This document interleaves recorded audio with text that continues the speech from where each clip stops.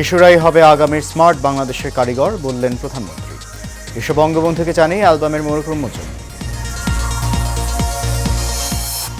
কাল থেকে নতুন কর্মসূচি বাংলা ব্লকেট পালনের ঘোষণা কোটা বিরোধীদের। জেলায় জেলায় মহাসড়ক অবরোধ করবে বিশ্ববিদ্যালয়ের শিক্ষার্থীরা। এবং রূপগঞ্জে পুলিশের সাবেক মহাপরিদর্শক বেনজিরের বিলাসবহুল বাড়িতে অভিযান, সিলগালা করে তত্ত্বাবধানে নিল জেলা প্রশাসন।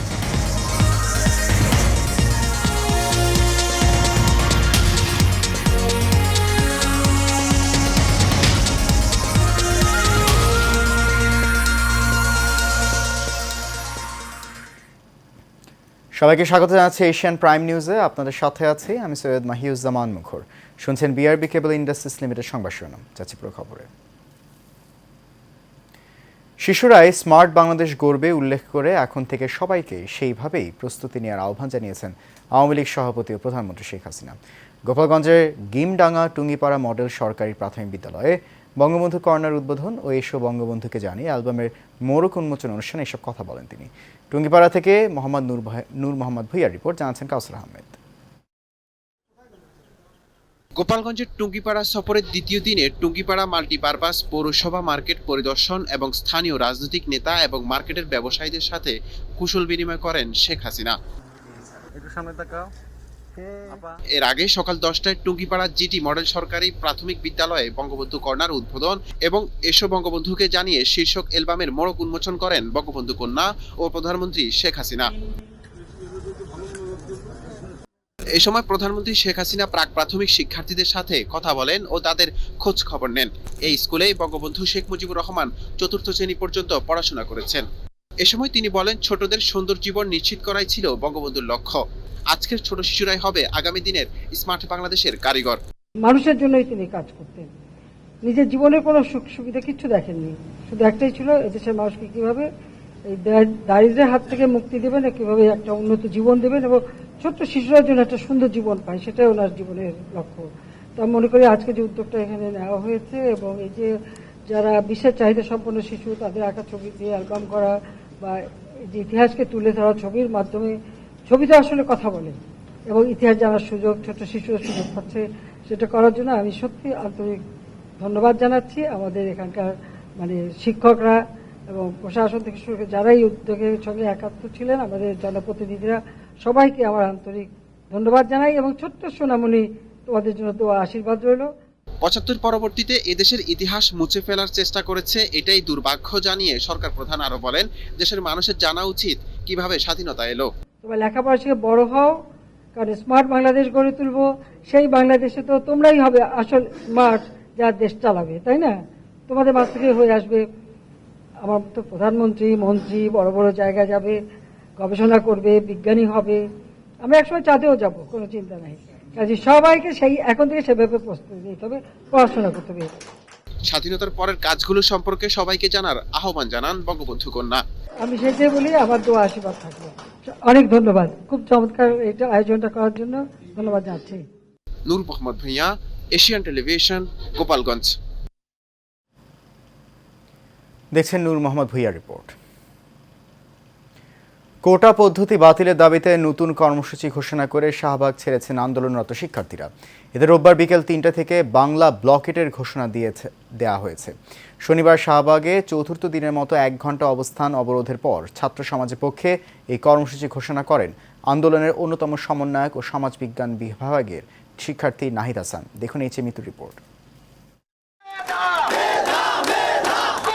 সরকারি চাকরিতে কোটা পদ্ধতি বাতিল এবং 2018 সালের পরিপত্র পুনর্বহালের দাবিতে বিক্ষোভ মিছিল ও সমাবেশ করেছে ঢাকা কলেজের শিক্ষার্থীরা। বৈষম্যের ঠাঁই নাই আমার সোনার বাংলায়। এ সময় শিক্ষার্থীদের পক্ষ থেকে 4 দফা বাস্তবায়নের দাবি জানানো হয়েছে। আন্দোলনরত শিক্ষার্থীরা বলছেন, কোটার কারণে সাধারণ মেধাবীরা বঞ্চিত হচ্ছেন। 1% 2% বা যৌক্তিক পর্যায়ে যাদের কোটা দেওয়া হবে তারা শুধুমাত্র একবারে সেই কোটা ব্যবহার করতে পারবে, একাধিকবার কোটা ব্যবহার করতে পারবে না। আমরা বলতে চাই, যদি কোটায় পদ শূন্য থাকে সেই শূন্য পদগুলোতে মেধার ভিত্তিতে নিয়োগ দিতে হবে। একই দাবিতে ঢাকা রাজশাহী মহাসড়ক অবরোধ করে বিক্ষোভ সমাবেশ করেছেন রাজশাহী বিশ্ববিদ্যালয়ের শিক্ষার্থীরা। এ সময় দ্রুত কোটা সংস্কার করে সাধারণ শিক্ষার্থীদের কর্মসংস্থানের সুযোগ করে দেওয়ার দাবি জানান তারা। এদিকে কোটা সংস্কার ও কর্মসংস্থানের দাবিতে ব্রাহ্মণবাড়িয়া প্রেস ক্লাবের সামনে মানববন্ধন করেছে সাধারণ শিক্ষার্থীরা। সারা জীবন পড়াশোনা করে তার পড়াশোনা তার মেধা দিয়ে যে অর্জন করেছে, সে অর্জনের মূল্যায়ন বাংলাদেশে কোথায়? আজকে মেধাবীরা রাস্তায় নেমেছে, মেধাবীদের আজকে ক্লাসরুমে থাকার কথা ছিল।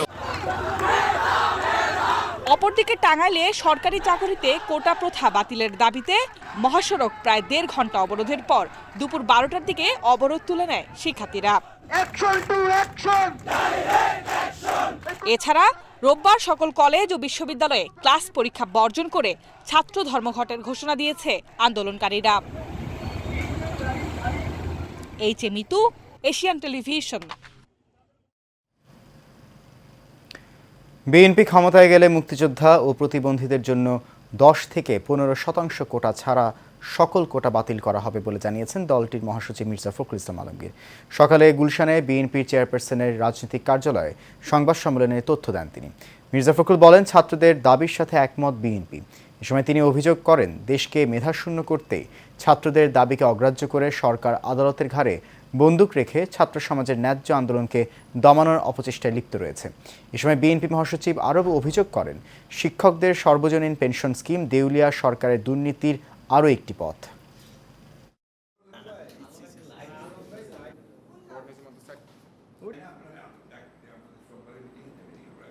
বর্তমানে অবৈধ অনির্বাচিত কর্তৃত্ববাদী সরকার বিচার বিভাগকে ব্যবহার করে, অর্থাৎ আদালতের ঘাড়ে বন্দুক রেখে জনগণের ন্যায্য দাবি সমূহ দমিয়ে রাখার ভিন্ন পুরনো কৌশলেই তারা ছাত্র সমাজের ন্যায্য আন্দোলনকে দমানোর অপচেষ্টায় লিপ্ত রয়েছে।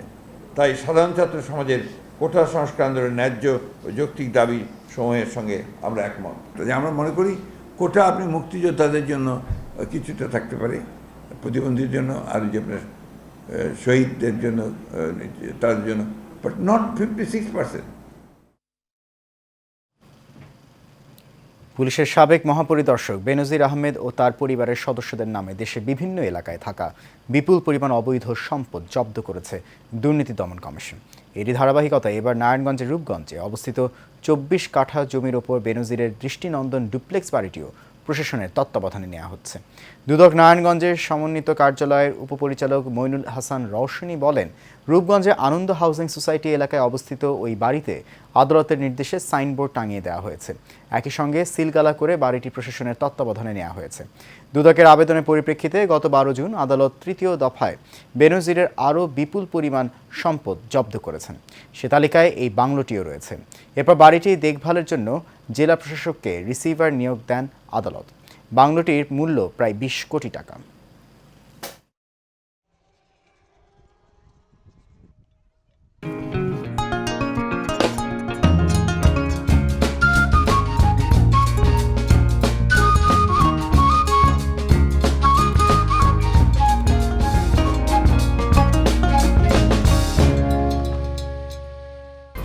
HM Expert B500 CWR স্বাধীনতার সুবর্ণ জয়ন্তীতে নতুন বাংলাদেশ গড়ার প্রত্যয়।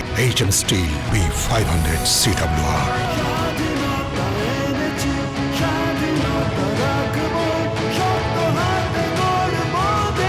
HM Steel। যুব মহিলা লীগের 22তম প্রতিষ্ঠা বার্ষিকী উপলক্ষে চট্টগ্রাম দক্ষিণ জেলা যুব মহিলা লীগের আয়োজনে বঙ্গবন্ধু শেখ মুজিবুর রহমানের প্রতিকৃতিতে শ্রদ্ধা নিবেদন, বৃক্ষরোপণ, কেক কাটা ও আলোচনা সভা অনুষ্ঠিত হয়েছে।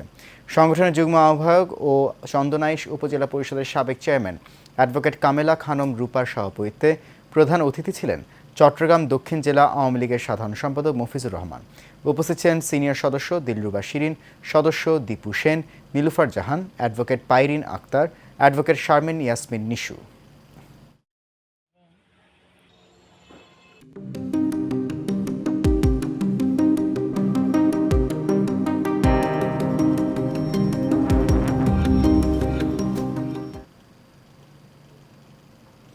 এবার সিওডিএল প্রেজেন্টস হেলথ অ্যান্ড বিউটি। দেশের উত্তর পূর্বাঞ্চলে অতিবৃষ্টি ও উজানের ঢলে বন্যা প্রবণ প্রধান প্রধান নদ নদীর পানি বাড়ছে। সারা দেশে বন্যা পরিস্থিতির অবনতি হয়েছে। দেখা দিয়েছে বিশুদ্ধ পানির অভাব, মলমূত্র ও রাসায়নিকের কারণে কলেরা, ডায়রিয়া সহ নানা রোগ বালাই। বন্যা পরিস্থিতি আরও দীর্ঘস্থায়ী হলে এ ধরনের রোগের প্রকোপ আরও বাড়তে পারে বলে ধারণা করছেন সংশ্লিষ্টরা। বিস্তারিত থাকছে রিপোর্টে। গত কয়েকদিন ধরে দেশের উত্তর পূর্বাঞ্চলের প্রধান নদীগুলোর ও ধরলার পানি বিপদসীমার উপর দিয়ে প্রবাহিত হচ্ছে। প্লাবিত হয়ে পড়েছে নদ নদী অববাহিকার চর ও নিম্নাঞ্চল। এতে করে দেখা দিয়েছে কলেরা, ডায়রিয়া সহ পানিবাহিত নানা রোগবালাই। আবার অনেক মানুষ একসঙ্গে থাকার কারণে শ্বাসনালীর প্রদাহ, ফ্লু, হাঁপানি, স্ক্যাবিস, ফুসকুড়ি ফোড়া রোগের প্রাদুর্ভাব দেখা দিয়েছে। বন্যাজনিত কারণে তো বহুত রোগ হতে পারে। যেমন একটা প্রথম কথা দূষিত পানি নাই, খাওয়া নাই, তাহলে খাওয়ার জন্য দূষিত পানির জন্য যত ডায়রিয়া থেকে রোগ, পানিবাহিত রোগ সবই হতে পারে। ডায়রিয়া হয়, কলেরা হয়, ব্যাসিলাস ডিসেন্ট্রি হয়, তেমন জন্ডিস জাতীয় এই ভাইরাস, ভাইরাস এগুলো কিন্তু পানিবাহিত রোগ। এটা হলো খাদ্য থেকে হয়, পানীয় থেকে হয়। এছাড়া এই যে পানি, নোংরা পানি, পচা পানি মানুষ এগুলোই ব্যবহার করে, আমাদের গোসল করে, যত রকমের চর্ম রোগ এগুলো দিয়েই তো হয়। এগুলো তো পানিবাহিত, এইভাবে তো হইতেই পারে আর কি। এ শুধু মানুষ তো না, যে কোনো প্রাণীর, গবাদি পশু বলেন, এই যে গরু, ছাগল, মহিষ, ইভেন হাঁস, সবার জন্যই তো প্রবলেম।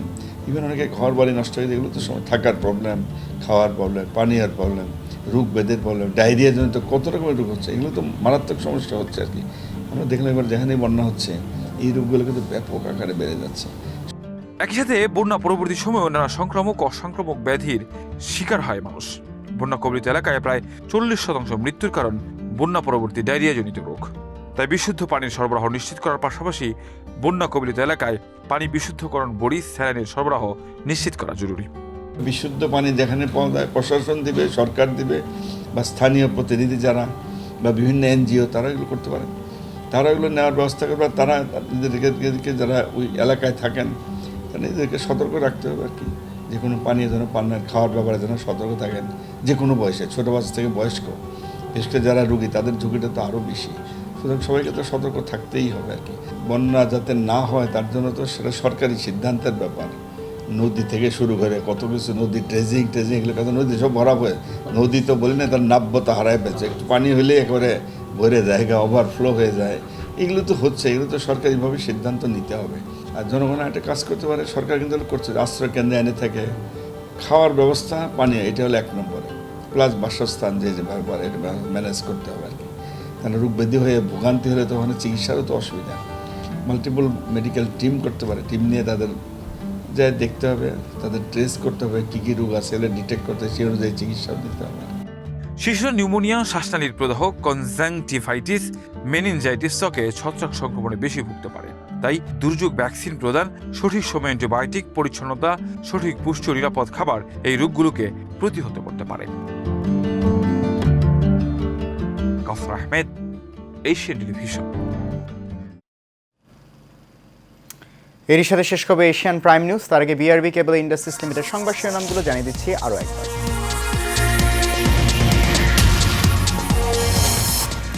শিশুরাই হবে আগামীর স্মার্ট বাংলাদেশের কারিগর, বললেন প্রধানমন্ত্রী। এসব বঙ্গবন্ধুকে জানিয়ে অ্যালবামের মোড়ক উন্মোচন।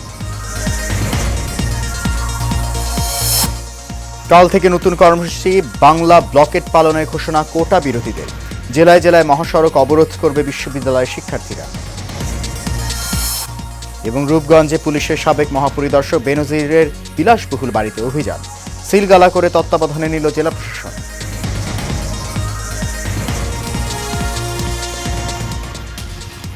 এশিয়ান প্রাইম নিউজ এ পর্যন্তই। আমাদের পরবর্তী আয়োজন দেখার আমন্ত্রণ রইল। এতক্ষণ সঙ্গে থাকার জন্য অনেক ধন্যবাদ সবাইকে। শুভরাত্রি।